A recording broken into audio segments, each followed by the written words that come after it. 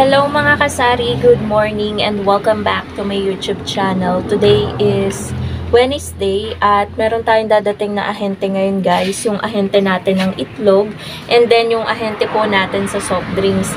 Nag-order din po ako mga kasari dito sa NSD Trading, yung malapit na wholesaler dito sa amin. Hindi ko lang sure guys kung madedeliver siya today, pero sure na sure ako na dadating ngayon yung ahente natin ng itlog. Ang ingay lang guys nung dumaan na motor, tsaka yung ahente natin ng soft drinks. Medyo madami tayong kukunin ngayon na soft drinks at itlog. Para sa akin madami na yun guys. Kukuha ako ng 3 tray. Kasi ano naman 2 times a week naman dumadating si kuya.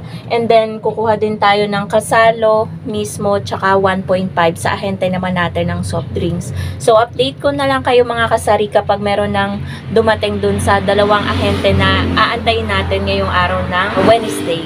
A few moments later.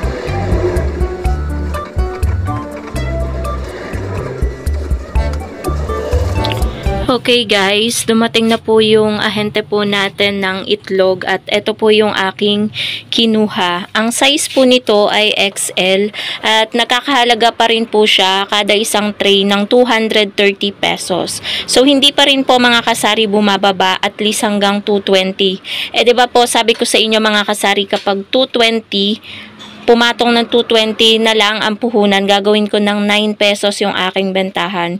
Kasi ngayon mga kasari, parang nagbabawi-bawi pa lang tayo. 'Di ba? Konti pa lang yung ibinababa ng mantika, ng itlog, kaya yung presyo natin ay still 10 pesos pa din kada isang itlog ang ating bentahan. So, bali, dito guys, kada isang tray, tutubo tayo ng 70 pesos. So, 70, bali 210 pesos yung tutubuin natin dito mga kasari sa 3 tray na aking kinuha. Nung dumating yung ahente ko guys ng ano yun? Ayun po mga kasari, meron lang pong bumili sa atin.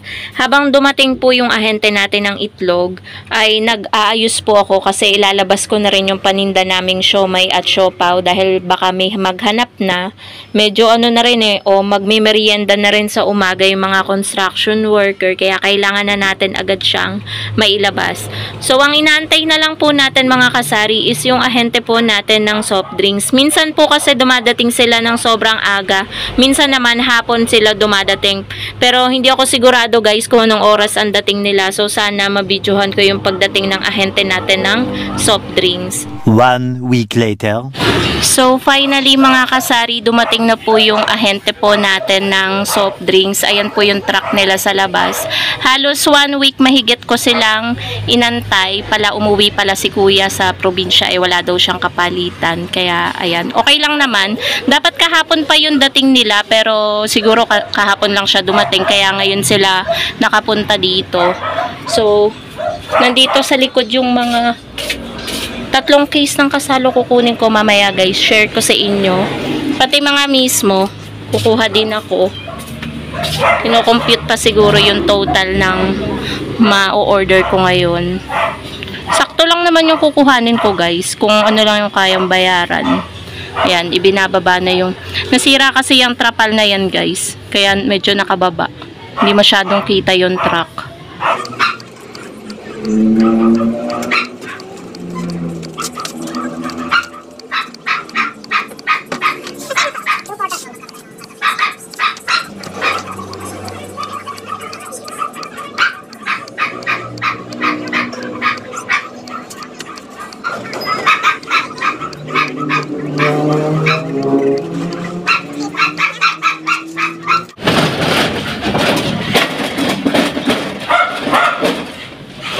Ayan guys, naibaba na yung kasalo. Yung mga mismo na lang siguro yung kukuhanin sa truck. Ayan siya.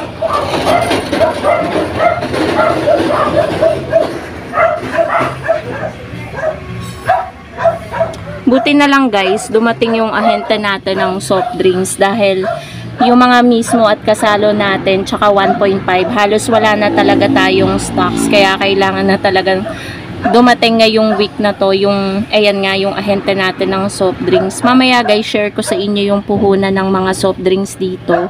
Nakita ko na naman yung resibo pero wala pa naman pagbabago sa presyo. Share ko na lang ulit sa inyo.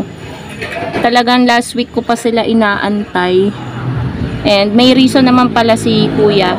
So, ayun, valid naman yung reason niya. Minsan lang siya makauwi ng probinsya.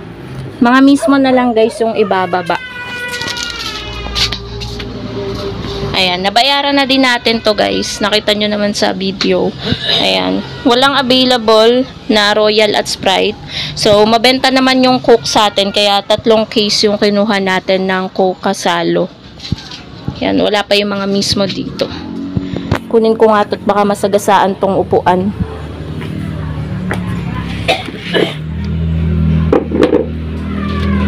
Naputol yung ano namin. So, wala pa si kuya. Ayan na siya. Ayan na siya guys. Ayan. Ayan guys, kompleto na yung mga in-order natin na soft drinks. Yan lang lahat yan guys. Yan, konti lang, di naman karamihan. Ayan, nakaano pala yung aking camera. So, share ko na sa inyo guys. Ito yung total na pinagbayaran ko, 2,432. Bali, 3 case ng Coke kasalo. Ang puhunan ng kasalo is 262. Mura po dito guys sa lugar namin. Ewan ko kung bakit mura. Sa iba kasing lugar, maraming nagko-comment sa comment section. Nasa 300, 290, ganyan. Dito, 262. Ayan naman guys, so kita nyo naman sa resibo, kasalo. So, bali pumatak na 786 yung 3 case. So, ang bentahan ko po nito mga kasari ng kasalo is 28 lang. Minsan ginagawa ko siyang 30, ganyan. Pero 28 lang talaga. So, kapag walang bote si customer, plus 6 para sa deposito, nagiging 34 pesos.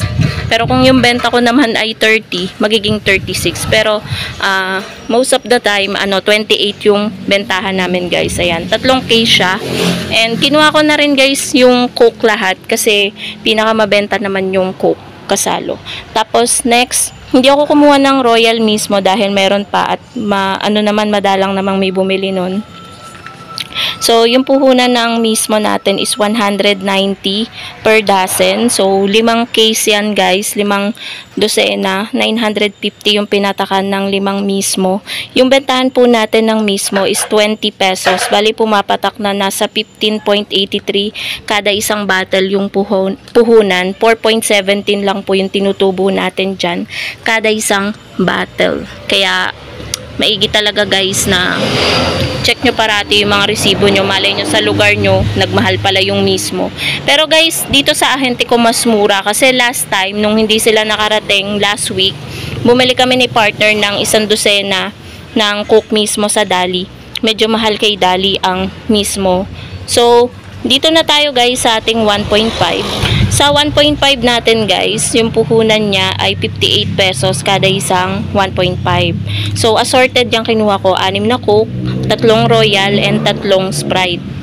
Tapos, pumatak po siya ng 696 ang 1 dosena nitong 1.5. So, ang bentahan po natin yan is 70 pesos. Sa ibang tindahan guys, 75 ang bentahan yan. Dito sa store namin, 70 lang. So, advantage namin yon na mas mura yung bentahan namin para sa amin bumili si customer. And mahirap din kasi guys na mataas yung presyo natin. Lalo na yung store natin ay, ayan hindi siya tabing kalsada. So, pasok na tayo guys. Medyo makalat dito kasi maglalabas si mother. Yan ang kalat. Ayusin ko pa yan. So, Ayan, 2,432 yung pinagbayaran natin. Medyo malaki kasi nga last week hindi sila dumating. Okay po mga kasari, yung mga soft drinks po ay naipasok na po yung mga kasalo sa loob po ng bahay. Nasa loob na po, pakita ko sa inyo. Pinabuhat ko na kay partner. Ayan po. Tapos yung isa nandoon. Tapos yung mga mismo naman po mga kasari is ito. Na-arrange na po natin. Bali, yung mga bago po is nasa ilalim and then yung luma is nasa ibabaw. Ayan. Pero halo-halo na yan guys eh. Ayan. Ito yung dalawang bago.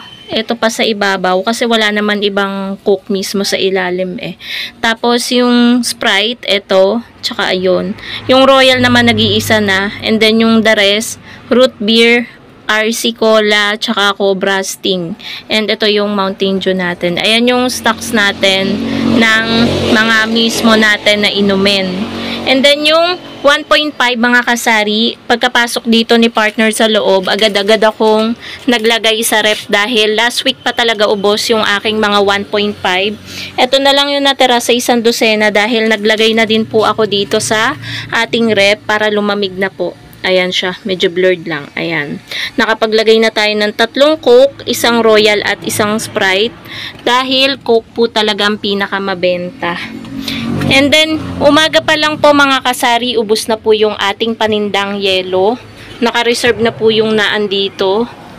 Yan na lang po, tatatlo na. And then ito, kalalagay lang po natin itong mga yelo na to. Kakagawa lang natin kanina lamang. Kaya medyo busy ako kanina nung dumating yung ahente natin ng soft drinks. Actually, tinawag lang ako ni partner dahil nandun ako sa loob ng kusina.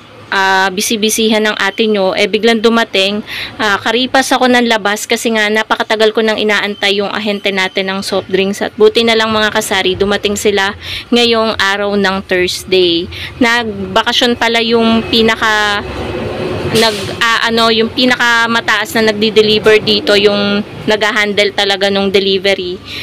Umuwi daw siya ng probinsya, siguro mga 1 week. Siguro kahapon lang nakauwi, pagod sa biyahe. Kaya ngayon lang sila nakapunta dito sa tindahan sa lugar namin. So, yun lamang po mga kasari, yun po yung updated pricing ng itlog.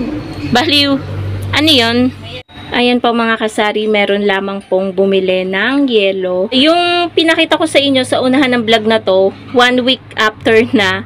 So, 1 week na nakalipas yung pagpa-price update natin sa itlog and then itong sa soft drinks. Kaya medyo magulo yung ating vlog. Pero okay lang yun mga kasari, at least na iraos pa rin natin tong vlog na to. So, ayun po mga kasari, happy selling po sa inyong lahat and God bless po. Bye guys!